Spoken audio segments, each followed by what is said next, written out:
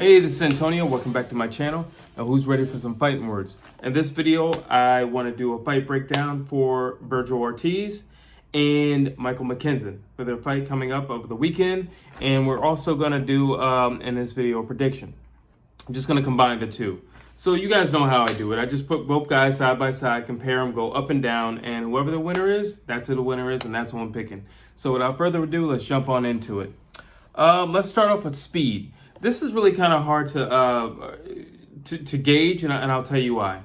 Because Virgil Ortiz is literally a classic boxer. I mean, he's the quintessential boxer. And then you have Michael McKinson, who very unorthodox. You don't really know. I don't think the dude knows what he's gonna do from time to time. You know, so McKinson goes on timing, but timing is not necessarily speed. You know, so it's just like it's kind of hard to gauge. But if I would say who is faster of the two, I would only give it to McKinson because of his taunting in the ring and the way he fights. He needs to be fast in order for his style to work and for him to do what he does and all the finessing that he does in the ring. So I'm going to give speed to Michael McKinson. And it's not by much. I'm just giving it to him just because, like I said, it's really hard to gauge who's going to be faster when you look at the way he fights. Because honestly, when you look at these two fighters, it reminds you of Barrera and Naz. That's what it reminds me of. Because you have one guy who's really unorthodox and kind of just, everything's on the whim, and he's just kind of going as he's feeling it out as he's going along.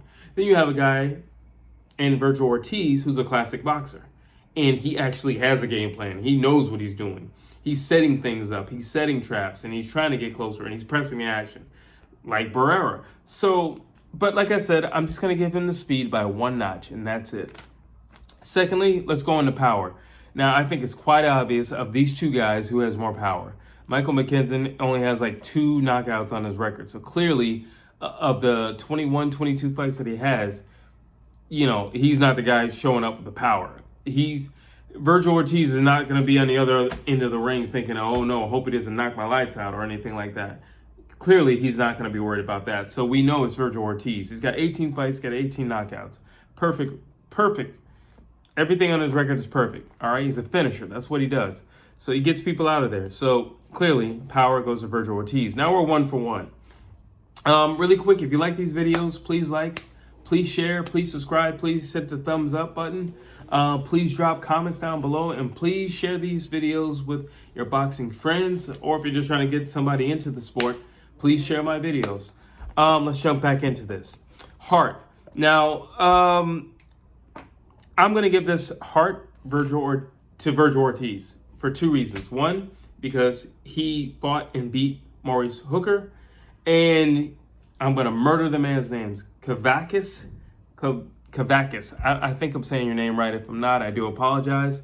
But those were his 2 hardest fights, and they were real tests because, these young guys, yeah, they get in the ring and they do something, and you have a ring like you have a resume like Virgil Ortiz, and it's like, okay, but what's going to happen when he has a real test? Well, he proved, because Kavakis, he fought. I know I'm murdering your name, and again, I do apologize.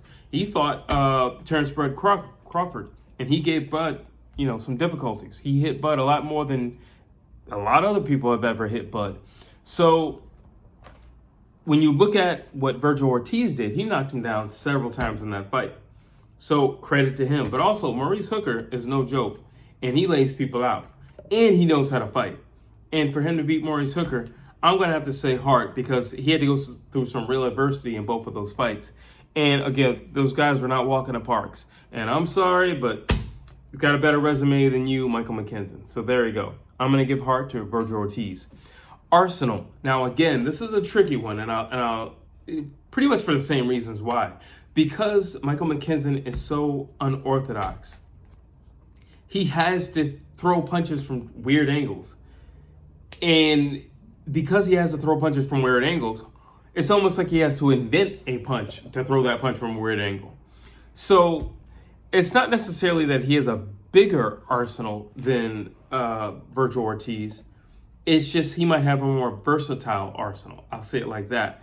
But in terms of arsenal, I feel like Virgil Ortiz not only can use, but he utilizes every punch there is, from a sustained body attack to uppercuts, shovel hooks, straight rights, straight lefts, the simple 1-2. He'll even throw the simple 1-2-3.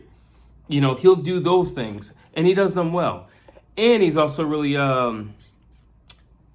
he has pop on all of his punches. Another thing I like about Virgil Ortiz is just that he believes in his punches. You know, when you look at Michael McKinson, a lot of that stuff is flash, like I was saying earlier. It's a lot of flash. So it's kind of like he's trying things in the ring, you know, and a lot of that stuff isn't meant to hurt. It's just more meant to sometimes just embarrass almost. While Virgil Ortiz is on the hunt, and there's a difference.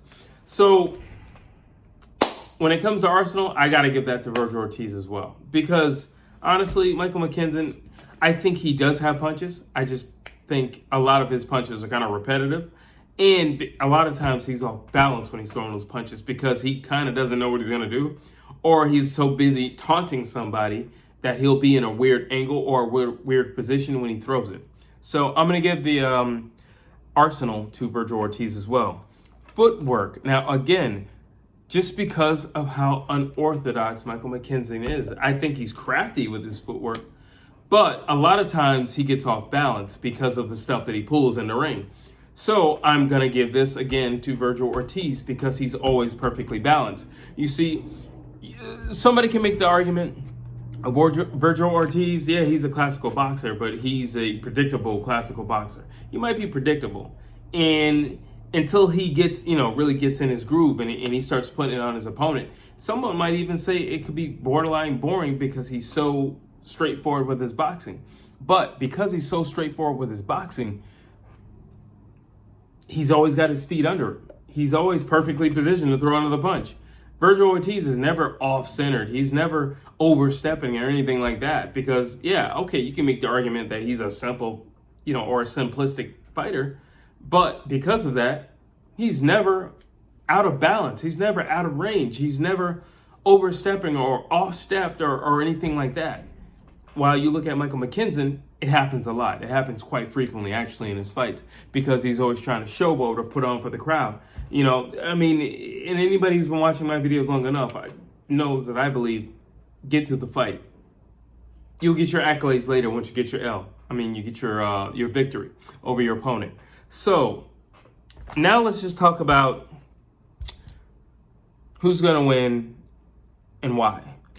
Okay, when I look at this fight, again, this reminds me of Naz and it reminds me of, Barrera. And what did Barrera do that gave Naz problems? A perfect, consistent jab. That's number one. And the second thing was pressure. What does Virgil Ortiz do? Throws a perfect jab with a lot of power, and he's very consistent, and he's a pressure fighter. He has all the tools to beat somebody like Michael McKinson, who's in there for the flash and the glitz and the glam of the fight. He's got it all. And I think on top of that, Virgil Ortiz throws a lot of punches. And that's going to be another problem for Michael McKinson. Because you see the way he fights Michael McKinson, he needs space to operate because he's got to think. He has to think on the fly. You see, because he's trying to entertain at the same time. So you need space. You look at Roy Jones. He needed space. You look at Naz. He needed space. You look at Muhammad Ali. Muhammad Ali needed space. You look at Sugar Ray Leonard. He needed space. Guys who have a lot of flash need space to operate. Floyd Mayweather, he needs space. And Michael McKinson is no different. He's going to need space to operate. And because of that space, you're going to give him, Virgil Ortiz, what he needs. You're going to give him something to hit on. He's going to pressure you, and you're going to back up. We already know who's going to hit harder. I think McKinson's going to feel that power and that pop, and he's going to back up. And when he backs up, he's not going to be able to be as flashy as he would like because he's backing up. You see, some people can be flashy and back up. I don't think Michael McKinson is the guy who can do that all night. I think he can do it. I just don't think he can do it all night. I don't think he's Roy Jones, and I certainly don't think he's Muhammad Ali. I don't think he's Rigdiao. I don't think he can do that all night. I don't think he can back up and be flashy at the same time. And you are going to back up because Virgil Ortiz is going to throw 100 punches around. But on top of that, they're going to be clean punches. On top of that, they're going to be hard-hitting punches. On top of that, he's going to have perfect footwork moving in. On top of that, he's going to have great sound defense, which is another thing that he has over Michael McKinson. He has perfect defense because he's not sloppy, because he doesn't rush in. Virgil Ortiz also knows how to take his time. He's very patient. Yeah, he has a lot of knockouts, but he doesn't rush in. He's not some seek and destroy, running there, just boom, boom, boom, boom, boom. He's not that. He's not going to do that. He's going to set it up. And again, with the space of Michael McKinson in the space that he needs to operate, Virgil Ortiz is going to have that. He's going to have the space to jab. He's going to have the space to work the body. He's going to have the space to throw a lot of punches. And, Michael McKinson doesn't throw a lot of punches. He doesn't. So it's just like, I don't see how Michael McKinson wins this fight. I really don't. And be quite frank with you, I think if Michael McKinson lasts to the 6th round, I think Virgil Ortiz is either losing it or he's being quite nice to our friend Michael McKinson. So I'm going to have to say knockout, TKO, ref stoppage. We have Virgil Ortiz winning this fight. And I'd probably say round 5 or 6, to be honest. And if Virgil Ortiz gets in there and he really gets cooking, it might even be 4. I just don't see Michael McKinson's style doing any damage to Virgil Ortiz. We already know you don't punch hard. We already know you don't throw a lot of punches. We already know you keep a lot of distance. It's not going to look good for you. You're not going to back him up because you don't hit hard. You're not going to scare him with anything because you don't hit hard. Only thing that you have is your pizzazz and your movement. But I think 2 or 3 rounds of you doing that, I think Virgil Ortiz will get your timing, and I think he'll figure you out. And I think he'll be on attack because, quite frankly, you're going to pop him, and he's going to realize there's nothing behind that pop, and he's going to go for the kill. So I have Virgil Ortiz winning, like I said, 5 or 6. I give it that. And that's my fight breakdown / my fight prediction for Michael McKinson versus Virgil Ortiz. Again, please like, please subscribe, and please tell a friend.